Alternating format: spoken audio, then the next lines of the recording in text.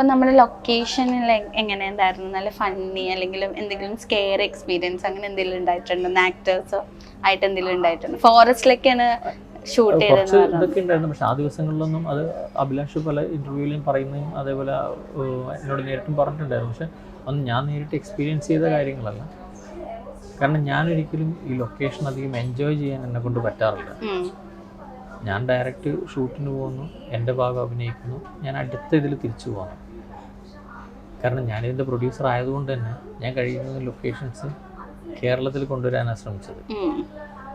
ഗുഹയുടെ സെറ്റൊക്കെ ഇട്ടത് കാലിക്കറ്റിലിട്ടു. Forest actually നമ്മൾ തെങ്കാശിയാണ് ഷൂട്ട് ചെയ്തത്. ആ ഷൂട്ട് ചെയ്ത് തന്നെ നമ്മൾ അവിടെ മഴ കാരണം നടക്കാതെ ഇരുന്നപ്പോൾ ഞാനത് ഷിഫ്റ്റ് ചെയ്ത് കണ്ണവം ഫോറസ്റ്റിലേക്കാണ്, കണ്ണൂര്. അപ്പം ഞാൻ ആക്ച്വലി എൻ്റെ സൗകര്യാർത്ഥം കൂടിയാണ് അത് കണ്ണവത്തേക്ക് മാറ്റി. കാരണം എനിക്ക് പോകാനും വരാനും എൻ്റെ വർക്കിനെ എഫക്റ്റ് ചെയ്യാതിരിക്കാനും വേണ്ടിയിട്ടാണ്. അപ്പം ഞാനതിന് പോവും, തിരിച്ചു വരും. അപ്പം എന്നെ ഒരിക്കലും വിധത്തിലും എഫക്റ്റ് ചെയ്യില്ല. ബാക്കി എല്ലാ സംഭവങ്ങളും അറേഞ്ച് ചെയ്യലും എനിക്ക് എളുപ്പമായിരുന്നു. ഇപ്പം ഒരു സ്കെയറി സംഭവം ഉണ്ടായിരുന്നെന്ന് വെച്ചാൽ നമ്മൾ കണ്ണവം ഫോറസ്റ്റിന് ഇവരൊക്കെ ഷൂട്ട് കഴിഞ്ഞ് ഇറങ്ങി അന്ന് രാത്രി അവിടെ മഴ പെയ്തിട്ട് ഉരുൾപൊട്ടലൊക്കെ ഉണ്ടായി. അപ്പോഴേക്കും നമ്മളൊക്കെ ഇറങ്ങി വന്നു. ഭാഗ്യത്തിന് ആർക്കൊന്നും സംഭവിച്ചില്ല. അങ്ങനെയൊക്കെ.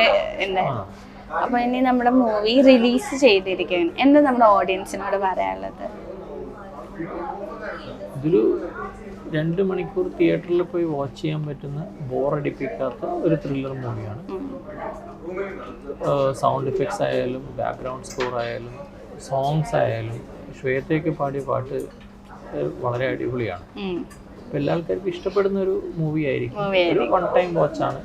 തിയേറ്ററിൽ പോയി കണ്ടാൽ നമുക്കത് എക്സ്പീരിയൻസ് ചെയ്യാൻ പറ്റും. അതിൻ്റെ വെച്ചാൽ നിങ്ങൾ കണ്ടില്ലെങ്കിൽ ആർക്കും ഒന്നും നഷ്ടപ്പെടാൻ പോകുന്നില്ല. അങ്ങനെ കണ്ടില്ലെങ്കിൽ നമുക്ക് അയ്യോ ഭയങ്കര മിസ്സാണെന്ന് പറയേണ്ട ഒരു സാധനമൊന്നുമില്ല.